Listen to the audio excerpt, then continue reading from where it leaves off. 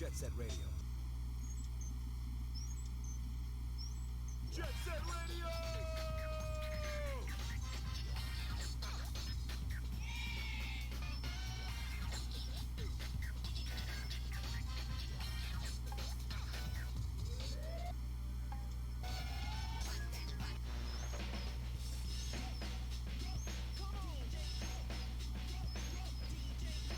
Hey out there, this is Tokyo's very own #1 pirate power station, Jet Set Radio! Over the hood, through the streets, and right into your brain. We're transmitting our signal straight to you. Y'all got your antennas on or what? Yeah, we're riding high on a smooth stream of supersonic sound. And I'm your captain and DJ, Professor K. Jet Set Radio! What's up, everybody, and welcome back. Today we're talking about Jet Set Radio. This game's a fucking classic. This game is a classic. I cannot say that enough. We're playing it on Steam, and yeah, honestly, I love this game. I think it still looks good even today. You know, it's from the Dreamcast originally, way back when. It was released, according to Steam, September 19th, 2012. I believe that's probably when the Steam edition was put out. It's $8, man. $8. And it's very positive on Steam. It doesn't have a huge amount of ratings. But you got a rating right here. 10 out of 10. DJ Professor K carries everything through this game. It's amazing. This game's really good. Honestly. There's not a lot to complain about. So the premise is pretty simple. You're a crew of characters that rollerblade and do graffiti. It's really straightforward. And your crew is called the GGs, and there's other crews: the Poison Jam, the Love Shockers, the Noise Tanks, and you're kind of battling it out with them, trying to take their territory over in Tokyo-to. Not to be confused with Tokyo. There's also a couple of stages that take place in New York, and the game gets really ridiculous. I mean, stage 2, they're throwing tear gas at you. You know that it's only going to escalate from there. It's only going to get even dumber and wilder. And it's a good time. It's a really good time. It's very silly, over-the-top kind of stuff. The game's very cartoony. I believe this was actually also one of the first ever cel-shaded games that helped popularize that art style or that rendering style. And honestly, I said it and I'll say it again. I think this game graphically holds up today. Yeah, it doesn't look perfect. I'm not going to pretend that it does, but all of the imperfections in the graphics fit the game's personality. The game's weird, over-the-top personality. You know, there's so much to enjoy here. There's such an interesting and colorful cast of characters. Sure, they don't have a huge amount of character development or dialogue or anything, but they're still very diverse. You get very different vibes from them. They play really differently. You know, there's just so much to do. As far as gameplay goes, there's a lot to do. There's a lot of extra stuff you can do, and a lot of extra stages to play and stuff. And that's not even getting into the damn soundtrack for this game. My God, the soundtrack for this game is astonishingly good. I think, and I truly believe this, I think that Jet Set Radio, and by extension Jet Set Radio Future, has the best soundtrack in any video game. I'm convinced. It's so good. The beats are great. You know, it's funky. It's just, I don't know what words to use. It's so good. There's not a bad song on these playlists in these games. Jet Set Radio Future has had an updated playlist as well as updated graphics and stuff, and that playlist was full of just as many bangers. Every goddamn song on this game's playlist is a banger. It's insane. I'm convinced that the background music in the garage is the best menu music I've ever heard in my entire life. To this day, If they put that, if they do a Jet Set Radio Future collaboration with Fantasy Star Online 2, they better put that song in there. That's all I'm gonna say about that. Put that funky jam in, bro. We gotta do that. We gotta have that song, man. The bass, the beat, and everything about it is just the ideal, perfect menu music. There's the soundtrack for this game, in general, is just so goddamn good, man. Just so fucking good. I cannot get over it. As far as gameplay length and everything like that, the game will keep you occupied for a while. I've played through this game numerous times on numerous platforms, and I've always had a blast with it every time. There's a ton of replay value here. Even though, like, there's no different endings or anything, that doesn't matter. The ending, it's fine, you know, like, it's all fine and dandy once you've seen it, and you don't come back for the ending. I'm just going to say that. You don't come back for the ending. You come back for the graffiti. You come back for the gameplay.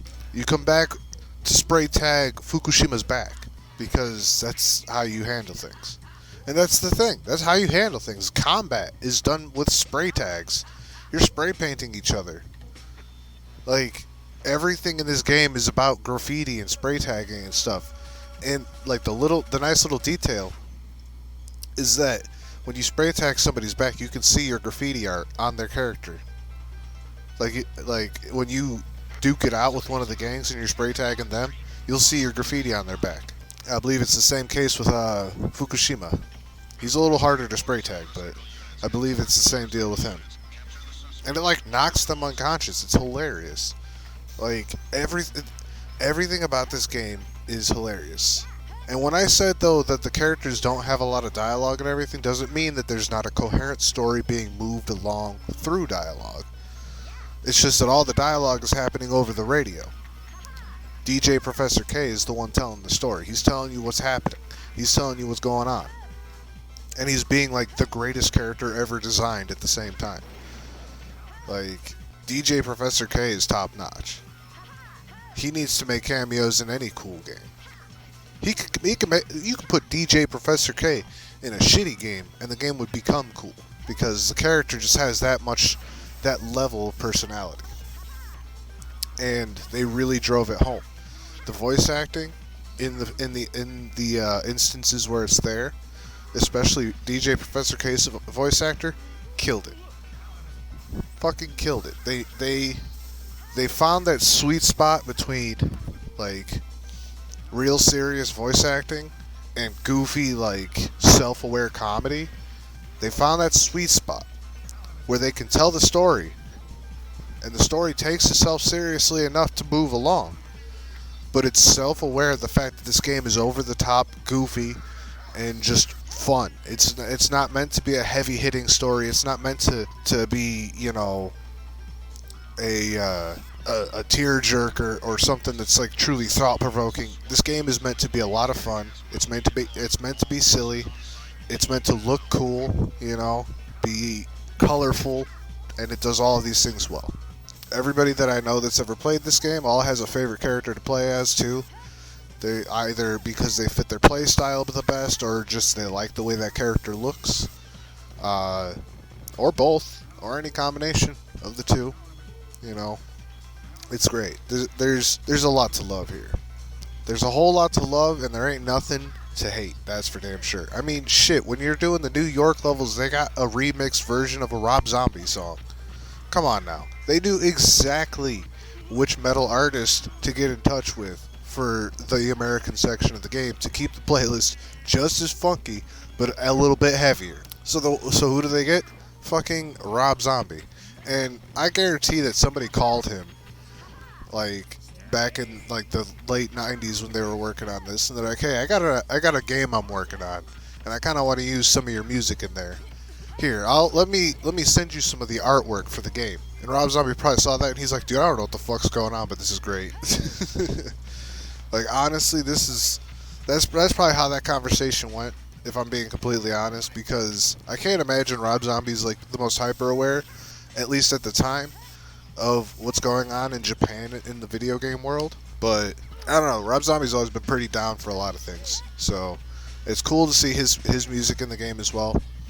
And yeah, there's even secret characters to unlock through secret ways. I've done it before. I'm not going to detail it here. Obviously, I encourage you to spend the $8 to play this game. I recommend doing so with the controller, but you can do it with the mouse and keyboard. When you go to launch the game, it'll lay out the controls for you, let you know what's up. But I do it with the controller. I recommend you spend the $8, honestly. I strongly recommend it. This is a game I cherish. So, tons and tons and tons of fun to be had here. And just endless replayability because of how fun it is. You know, there might be some sections of the game that might make you a little frustrated because the game does get pretty hard. But you know, all I'm gonna say is, you know, this shit was from like the late '90s or the early 2000s when recruit more than 10 playable characters to your game was like a big advertisement thing. That said, though, every character came with their own graffiti. And you can pick what graffiti you want. You can find graffiti souls laying around out in the maps, and that unlocks new graffitis for you. There's collectible stuff for days, my friend. And a lot of this graffiti is like really actually very cool. There's a wide variety of styles to choose from once you start unlocking stuff. It's great. There's a decent amount of customizability as far as that goes. Especially considering you could literally create your own graffiti. If you want your graffiti to be just like a flat black square, that's fine. If you want to draw a dick in that flat black square, go for it. Why not? You can do that. You can make your own custom graffiti. But I think that's a good spot to cut it right here. I love this game. I hope that other people do as well. I hope that anyone who watches this video and hasn't played this game before gives it a shot. It's truly, truly worth it. I promise you it is.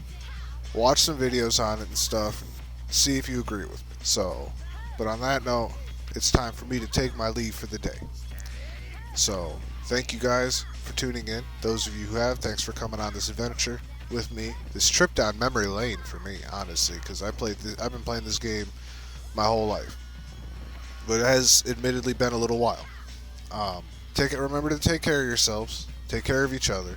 You know, like, comment, subscribe, grief that bell button, dislike if you feel like I've earned it. You know, discuss down below. How do you feel about the game? How do you know, what's your standpoint? And on that note, I will fucking see you later.